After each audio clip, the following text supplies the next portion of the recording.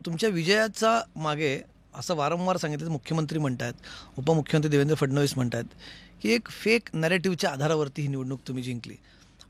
Fake narrative उभे करण्यात आले विरोधी पक्षाकडून आणि त्या फेक नॅरेटिव्हचं नुकसान झालं. म्हणजे विशेष करून संविधान बदललं जाणार, 400 पार झालं तर संविधान बदलणे, सगळे फेक नॅरेटिव्ह आहेत आणि ह्याचा तुम्हाला फायदा झाला असा फेक नॅरेटिव्हचा तुमच्यावरती आरोप केला जातो आहे.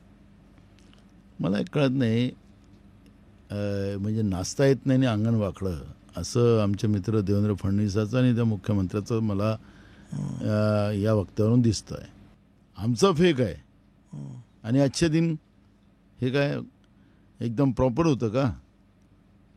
अच्छे सपने, अच्छे दिन, अच्छे काला धन लाएंगे, 15 लाख रुपए देंगे, 2 कोटी युवाओं को नौकरी देंगे, किसानों को फसल को दाम देंगे, कर्जा माफ करेंगे, हे काय होतं? बिजली माफ कर देंगे, हे काय होतं? म्हणजे दोन गोष्टी ना, ते नेरेटिव्ह आहे ना. आश्वासन आता कालच्या बजेटमध्ये सरकारला वाटतं की आता आम्ही लोकांसमोर गेलो की आम्ही निवडूनच येऊन जाऊ. 1,500 रुपये आम्ही लाडली बहिणांना दिलं तर झालं, निवडूनच आलो. मुद्दा तो नाही आहे ना. आम्ही वास्तविकता लोकांच्या समोर मांडली. सुप्रीम कोर्टाचे जजेस मीडियाच्या समोर येऊन सांगतात की हमें बचाव, तुम्हाला लोकशाही नाही पाहिजे, तुम्हाला संभ्रम लोकांमध्ये पाहिजे, संभ्रमात लोक जगा आणि तुमचे सगळे अधिकार आम्ही काढू. आम्ही फेक मोमेंट केली नव्हती. आम्ही जनतेच्या समोर आमचे नेते राहुल गांधीजींनी वास्तविकता मांडलेली होती. संविधानाचा मुद्दा लोकसभेला होता, विधानसभेला तो मुद्दा असेल. तुम्हाला वाटतं की आता तो मुद्दा परत चालू शकेल का? संविधानाचा मुद्दा अजूनही महाराष्ट्र निवडणुकीत राहील? बिलकुल. आखरी बघा, शाहू फुले आंबेडकर विचारधारणे ही संविधानाशी जोडलेली आहे. या मंत्रिमंडळामध्ये आत्ताच्याही 6 ते 7 मंत्री आहेत, मुंबईच्या पालकमंत्र्यासहित. यांनी अनेकदा एका तर मंत्र्यावर लोकांनी शाई फेकली होती पुण्याच्या. कशासाठी फेकली? यांनी या राज्यातल्या महापुरुषांचा अपमान केला. सावित्रीबाई फुल्यांच्याबद्दल वाईट बोललेत, महात्मा ज्योतिबा फुलेबद्दल वाईट बोललेत, छत्रपती शिवाजी महाराजांबद्दल वाईट बोललेत, बाबासाहेबांबद्दल बोललेत. यांना किती राग आहे ते आम्ही सगळ्या लोकांना कळत आहे. लोक वाट पाहतात आहे, वेळेची वाट पाहतात आहे. आणि हा विचार आम्ही लोकांपर्यंत घेऊ. हे आमच्या महापुरुषांचा अपमान करणारे लोक सरकारमध्ये बसले पाहिजे आहेत, जे आहेत त्यांना आता उचलून फेका, हा विषय आहेच. महाराष्ट्राच्या बर्बादी आणि यांच्या 70% कमिशनची सरकार, हा विचार आम्ही लोकांपर्यंत नेऊ. जसं कर्नाटकमध्ये 40% सरकार असं झालं, 40% कमिशन सरकार असे कॅम्पेन होतं. तुम्ही म्हणतात महाराष्ट्रात 70%चं कमिशन आहे. महाराष्ट्रात हा तुमचा कॅम्पेनचा मुद्दा असणार आहे का? नाही राहणार. जे लोक भ्रष्टाचारी आहेत त्यांच्या भ्रष्टाचाराचे एक पोल आम्ही आता विधानसभेतच खोलणार आहे.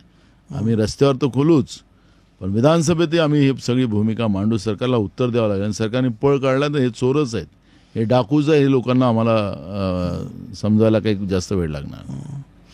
एक शिवसेनेकडनं विरोध जो मुद्दा उपस्थित केला गेला होता 2022 पासूनच, सरकार बदल झाल्यापासून, काय खोके सरकार असेल किंवा गद्दार असेल, तो नॅरेटिव्ह त्यांच्यासाठी आहे. त्यांची पक्ष गेलेले आहेत, त्यांची चिन्ह गेली आहेत, त्यामुळे त्यांना त्यांचं एक वेगळी सिंपतीचं वातावरण होतं. अनेक जण म्हटले, म्हणजे छगन भुजबळांसारखे नेते जे समोर आज सत्तेमध्ये आहेत ते सुद्धा म्हणत होते की उद्धव ठाकरे आणि शरद पवारांसाठी एक सहानुभूतीची लाट आहे. ती कदाचित विधानसभेत जास्त प्रकर्षाने समोर त्याचा वापर केला जाऊ शकतो त्या गोष्टीचा. अशा वेळेस काँग्रेस त्या भूमिकेशी त्यांच्या सहमत राहून तुम्ही त्याच मुद्द्याला पुढे नेणार आहात की त्यांचे पक्ष गेले, चिन्ह गेलं, ती सहानुभूती, की काँग्रेस आपला वेगळा मुद्दा समोर घेणार? आमचं या निवडणुकीमध्ये जवळपास महाविकास आघाडी म्हणून आम्ही जेव्हा लढू त्यावेळेस महाराष्ट्राचं जे व्हिजन आहे ते आम्ही मिळून मांडू असा आमचा प्रयत्न आहे. त्यामुळे लोकसभेच्या निवडणुका आणि या निवडणुकीचा फरक आहे. राहिलं सिंपतीचा विषू, जे काय असेल त्या पद्धतीनं त्या भागामध्ये त्या गोष्टीला आम्ही भूमिका सार्वत्रिक मांडू, सगळे मिळून मांडू. मधल्या काळात काही नेते सोडून गेले पक्ष, मोठ्या मोठ्या घराण्यातले लोक होते, त्यांना पदही मिळाली, सगळे मला ते सोडून गेले शेवटी. पण नाना पटोले जेव्हा गोष्टीकडे बघतात, हा संघर्ष नाना पटोलेंचा कसा वाटतो तुम्हाला, की सोपा नव्हता? कमलेशजी, एक गोष्ट असं आहे की मी सुरुवातीलाच माझी गोष्ट केली की मी सत्तेची लढाई नाही लढली. शाळा कॉलेजच्या जीवनामधूनच मला जे काही कळलं, जनतेच्या भावना कळल्या, शेतकरी वर्गातला असल्यामुळे शेतकऱ्यांच्या भावना कळल्या. त्याला न्याय द्यायचा असेल तर आपल्याला कुठंतरी युद्ध करावं लागेल. नाना पटोले अगर खुर्चीची लढाई लढते तर मी केंद्रात मंत्री राहिलो असतो. ती चाटुगिरी केली असती, त्यांच्या होला लावला असतं तर मी आज, कारण त्यांना पाहिजेच होतो, माझ्यासारखी माणसं चेहरे पाहिजे होते. तर मला ती चाटुगिरी करायची नाही. जिथं माझ्या जनतेचा गळा कापला जात असेल ती सत्ता माझ्या कामाची नाही.